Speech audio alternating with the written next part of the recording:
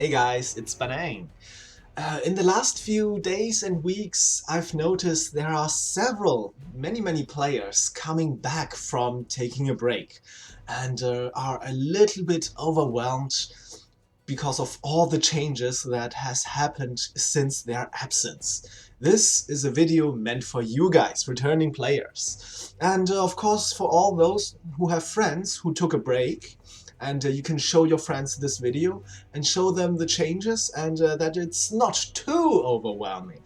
As a returned player myself, I would try to explain what changes has happened since the release of the game. So I'm not gonna talk about changes like the one draw mechanic, the Blood-Borne spells, these kinds of things that happened in the beta. If you're really interested to know what those changes are, because you have noticed them, check out these videos or wherever I will post them, wherever I will link them. I will only talk about changes that has happened since the release. So let's move on to the first big change that has happened, which is prismatic cards and cosmetics. Here in the armory you will see lots of changes, lots of new things happened. The first would be prismatic cards. Let me show you. Prismatic cards, just like golden cards in Hearthstone or those shiny cards in Might and Magic, you have special variants of the normal cards. In-game gameplay, they aren't changed at all. Only when you summon those cards or when you play those minions, they will have a swirly, shiny, rainbow colored effect. Like there is like rainbow above their heads or whatever their apex of their anatomy is. And additionally, no, that's actually it. There is a color effect, it's purely cosmetic. They cost more to craft, but they also give more when you disenchant them. Look at this card. A normal rare spell, a rare card, usually 100 spirit, I believe. It costs 350. I will link the announcement page, so you can have an overview of all the values of all the prismatic cards. Additionally, we have gotten lots of cosmetic things like new emotes. They can be bought with money or crafted with spirit, profile icons, new card backs. They are all contained in mystery crates that you can open with a key. I don't even know if that's been since the release. You get crates randomly for playing games, and just like Steam chests, you have to buy with real money keys. Some keys you can get for free, but they contain cosmetic items and prismatic cards. Also, what I like really much are the new legendary Mark II skins. So same as the prismatic cards, they have a new animation. They look, in my opinion, cooler, but gameplay-wise, no changes. They don't have their own Blood-Borne spell or something like that. Also, there are battle maps, and if you really want to spend a few dollars, you can buy those packs, so you don't have to buy them one after the other.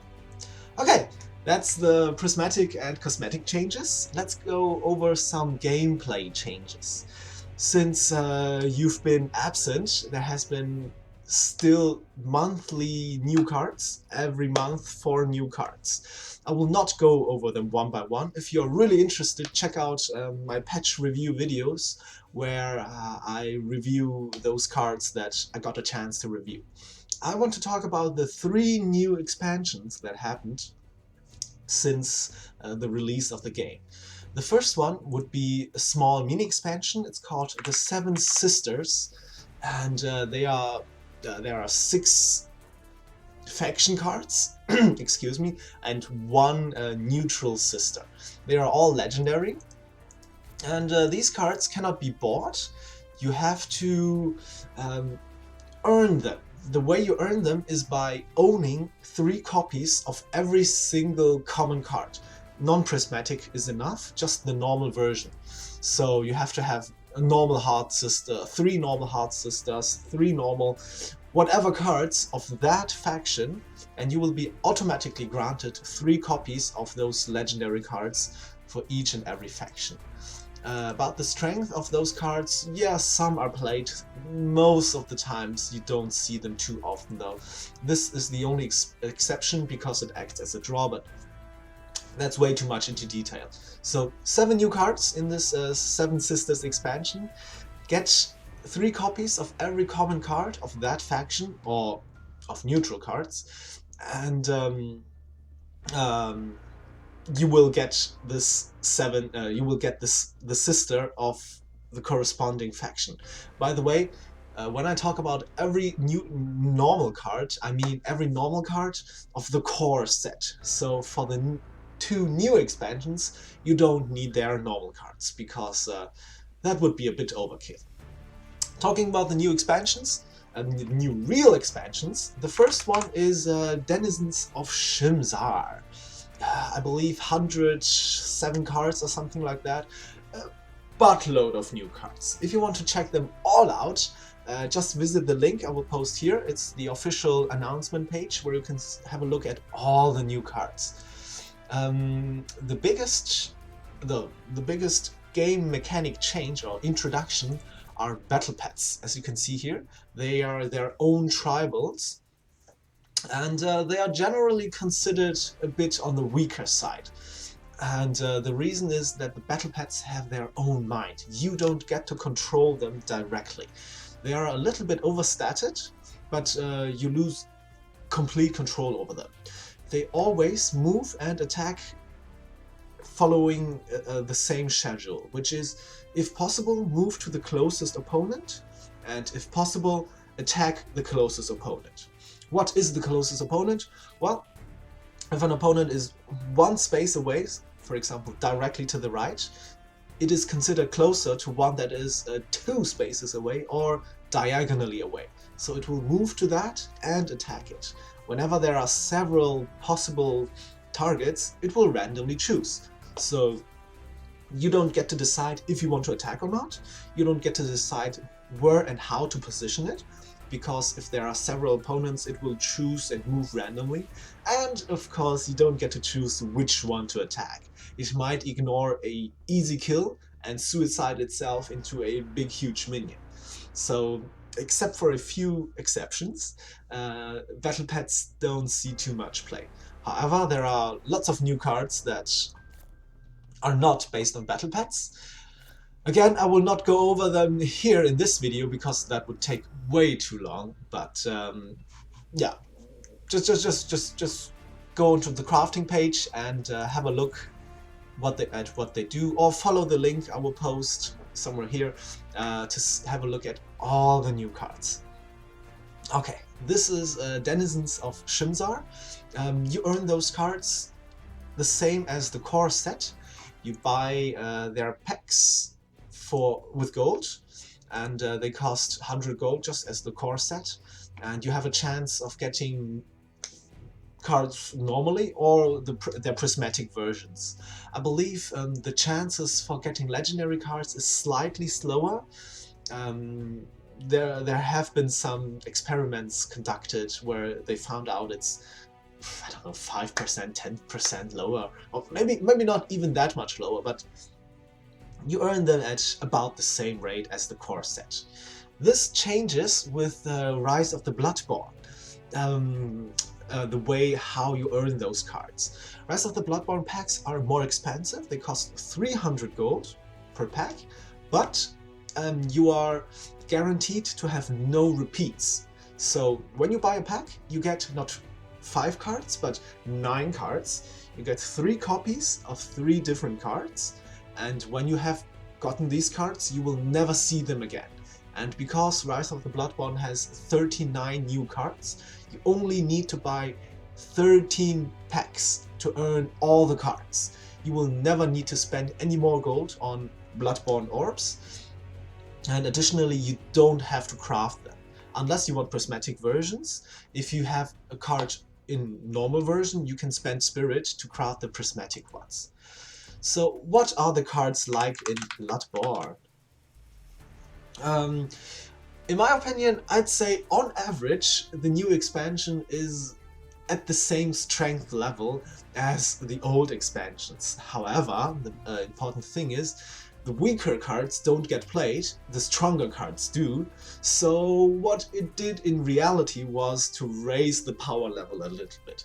So because of this expansion, the cards have gotten stronger, and the game has changed accordingly. If you want to have a look at all the new cards, they are here. Pause if you want to read them, or just follow the link that I will post here for the official announcement of those new cards. The big gameplay change that Blood-Borne introduced is Blood Search. They want to focus a little bit more on your Blood-Borne spells and have introduced a new effect, which is Blood Search. It triggers, that is important, after your Blood-Borne spell. So your Blood-Borne spell does something, and then the Blood Search of this minion does something. If your Blood-Borne spell, like for example this card, killed a card, this card's effect will not land on this minion again. So the after here is very, very important. And every new faction got a Blood Search card. They got new things. It's been very exciting since the release of the Blood-Borne. But also, like I said, the cards have gotten a bit stronger, or at least the strong cards have gotten a bit stronger. And because you only see those played, the game overall has become a little bit stronger. And this is exactly what I want to talk about. As the third topic, the state of the game right now, the state of the meta. I'm actually not the best source on this because I don't play that much Constructed since I've returned from my break. However, there are several deck lists out there. I will try to find a few deck lists and tier lists. I will find a few links and post all around me or like below in the video description, and you can check out what people are playing nowadays. In general, it can be said that the game's pace is faster, way faster. 2 drops have increased in strength, 3 drops have increased in strength, and also out of hand damage have increased by a lot. Nowadays you can be burst down at like 15-14 health, and you have to be really careful. And games don't tend to go for much longer than 6 or 7 mana tiles, mana crystals. And yeah, it's a real struggle going Constructed, going ladder, because you know, either you draw your cards and you win, or your opponent draws their card and they win. But there is not really too much interaction between you two, because you just both try to achieve your win condition as fast as possible and move on to the next game. What has changed in Gauntlet? I don't know since when you played last, but Gauntlet is open now any day, every day of the week, so you don't have to wait on Gauntlet days to play Gauntlet anymore. Gauntlet incorporates all cards of the whole set, so both Sisters and Shimzar cards and Blood-Borne cards, and as rewards you get Core and Shimzar orbs, but not Blood-Borne orbs. Those you really have to buy with your gold or with your dollars if you want to spend them. And Gauntlet didn't change too much. It's still the same. You play your things, you try to gain value, you try to outvalue your opponent, or if you have a really aggressive deck, you try to kill him before he outvalues you. Yeah, that's about it. So these are the most important changes since the release. There have been some single card changes that define or that change decks. There have been general Blood-Borne spell changes that changed how you, or if you even play this general, but I think that's a little bit too detailed for a video like this. If you're interested in really detailed changes, you can watch, I will link the playlist of my patch reviews if you've got the time to go over them. Other than that, yeah, go into the game, have a look and see what has changed and if you like those changes. So with that, I'm signing off. I hope you enjoyed the video and see you next time. Bye bye.